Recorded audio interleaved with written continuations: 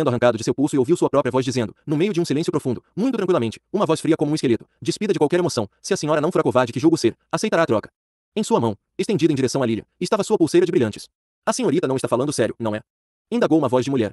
Não era a voz de Lilian. Os olhos dela a encaravam de frente. Dagny os via. Lilian sabia que ela estava falando a sério.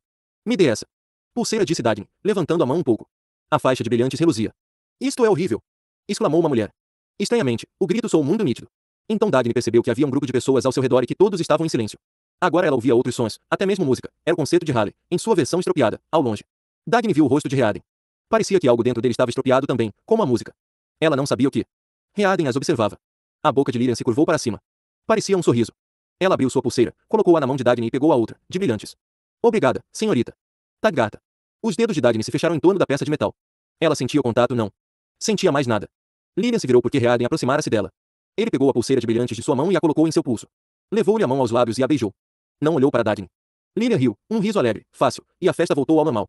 Quando a senhorita mudar de ideia, eu lhe devolvo a pulseira, senhorita Taggarta, disse ela. Dagny havia se virado. Sentia-se tranquila e livre.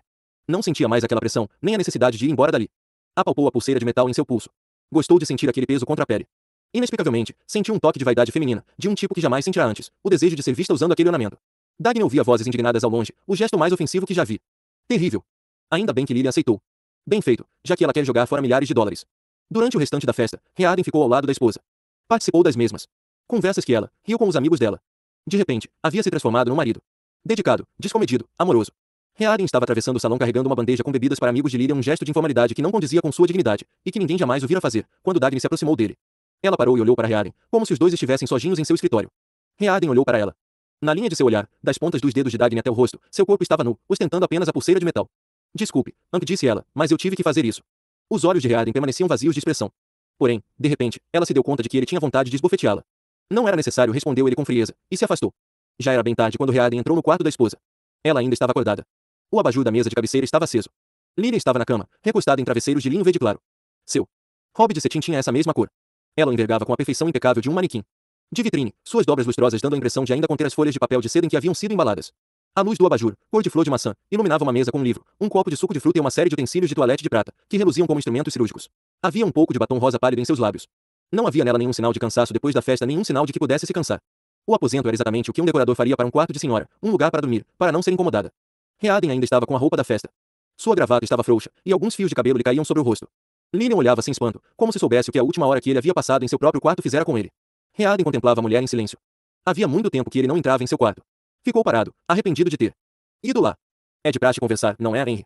Se você quiser, eu queria que você chamasse um de seus peritos da siderúrgica para dar uma olhada no forno da cozinha.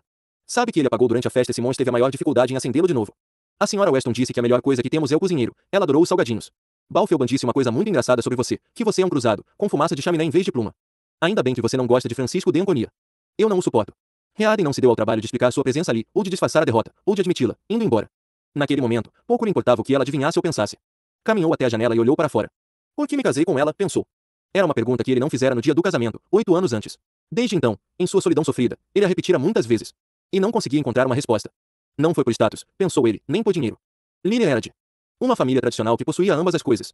Não que fosse das famílias mais distintas do país, nem das mais ricas, mas tanto o nome quanto a fortuna eram suficientes para que ela frequentasse os círculos mais refinados da sociedade nova-iorquina, onde ele a conhecera. 9 anos antes, Readen aparecerá em Nova York como uma explosão, iluminado pelo sucesso da siderúrgica Readen, um sucesso que os peritos da cidade haviam julgado impossível. Fora sua indiferença que o tornará espetacular. Não sabia que esperavam dele que tentasse subir no meio social por meio do dinheiro e que aguardavam com prazer o momento de rejeitá-lo. Não teve tempo de perceber a decepção geral. Com relutância, comparecia a algumas reuniões sociais para as quais era convidado por homens que cobiçavam seu favor. Readen não sabia, mas eles sabiam que sua polidez urbana era uma condescendência para com aqueles que antes esperavam poder esnobá-lo, que antes diziam que já terminara a era das grandes realizações espetaculares. O que o atraiu foi a austeridade de Lilian, o conflito entre sua austeridade e seu comportamento. Readen jamais gostara de ninguém, nem esperara que gostassem dele. Sentia-se fascinado por aquela mulher que abertamente o perseguia, porém o fazia claramente com relutância, como se contra sua própria vontade, como se ressentisse daquele desejo e tentasse reprimi-lo. Era ela quem combinava um encontro com ele e depois o recebia com frieza, como se não se importasse que ele percebesse. Falava pouco, tinha um ar de mistério que parecia dizer a Readen que ele jamais conseguiria quebrar aquele distanciamento orgulhoso, e também um ar irônico, de quem ria de seu próprio desejo e do dele. Readen não conhecera muitas mulheres.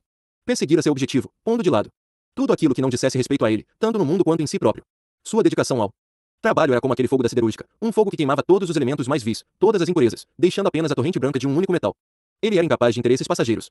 Mas havia momentos em que sentia um acesso súbito de desejo, tão violento que não podia se satisfazer com um encontro aleatório. Entregava-se a esse desejo, em poucas ocasiões por ano, com mulheres de quem julgava gostar. Terminava com um sentimento irritado de vazio, porque buscará um ato de triunfo, ainda que desconhecesse a natureza dele.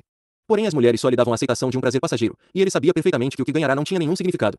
O que sentia por fim era não uma sensação de realização, e sim a consciência de sua própria degradação. Chegou a odiar seu próprio desejo.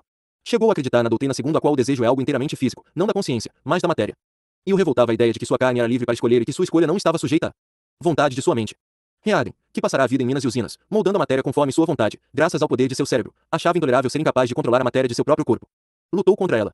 Já havia vencido todas as batalhas contra a natureza inanimada, mas esta batalha ele perdeu. Foi a dificuldade da conquista que o fez querer Lilia. Ela parecia ser uma mulher que queria e merecia um pedestal. Isso fez com que ele tivesse vontade de arrastá-la para a cama. Arrastá-la era essa a expressão que se impunha. A palavra arrastar lhe dava um prazer obscuro, a sensação de que aquela era uma vitória que valia a pena. Ele não entendia porque achava que se tratava de um conflito obsceno, sinal de alguma depravação secreta dentro de si, porque sentia, ao mesmo tempo, uma profunda sensação de orgulho, quando pensava em conceder a uma mulher o título de sua esposa. Era um sentimento solene e brilhante. Era quase como se ele achasse que queria honrar uma mulher pelo fato de possuí-la. Lilian parecia se adequar à imagem que ele não sabia que trazia em si, não sabia que queria encontrar. Viu a graça, o orgulho, a pureza. O restante estava em si próprio, ele não sabia que estava olhando para seu próprio reflexo. Lembrava-se ainda do dia em que Lilia viera de Nova York ao seu escritório, por livre e espontânea vontade, e lhe pedirá que lhe mostrasse a siderúrgica.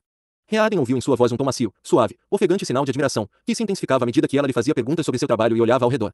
Ele contemplava aquela figura graciosa com o fogo das fornalhas ao fundo, e os passos leves e rápidos de seus pés em sapatos de salto alto se movendo, muito decididos, a seu lado, por entre montes de escória.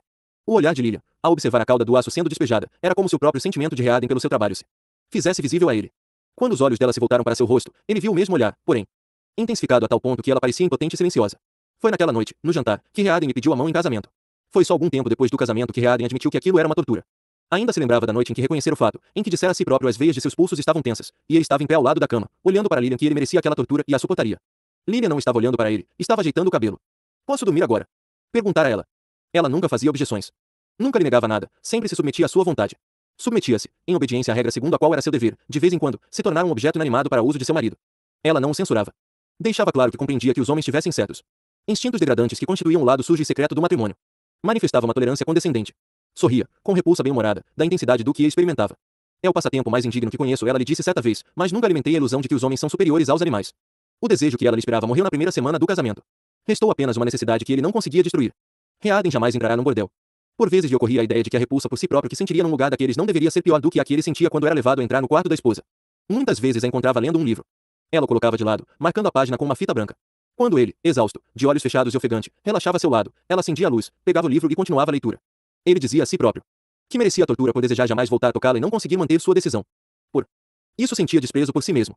Desprezava aquela necessidade que agora não tinha mais nenhum significado, nem tinha nada de sublime, que se transformará em simples necessidade de um corpo de mulher, um corpo anônimo que pertencia a uma mulher que ele era obrigado a esquecer enquanto possuía. Chegou a se convencer de que aquela necessidade era uma depravação. Não condenava Lilian. Sentia um respeito sombrio e indiferente por ela. O ódio que lhe inspirava o próprio desejo fizera aceitar a doutrina segundo a qual as mulheres devem ser puras, e uma mulher pura é aquela que é incapaz de sentir prazer físico. Durante toda a agonia silenciosa de sua vida de casado, havia uma hipótese que ele não se permitia considerar, a da infidelidade. Ele dera sua palavra. Estava decidido a cumpri-la. Não era fidelidade a Lilian. Não era a pessoa de Lilian que ele queria proteger da desonra, era a pessoa de sua esposa. Pensava nela agora, à janela. Não. Quisera entrar em seu quarto. Relutara. Com todas as suas forças, lutara contra a consciência da razão específica pela qual a coisa seria particularmente insuportável naquela noite. Então, ao vê-la, de repente percebeu que não poderia tocá-la. O motivo que o impelira até o quarto de Lilian era o mesmo motivo que o impedia de tocá-la. Ficou imóvel, livre do desejo, sentindo triste alívio da indiferença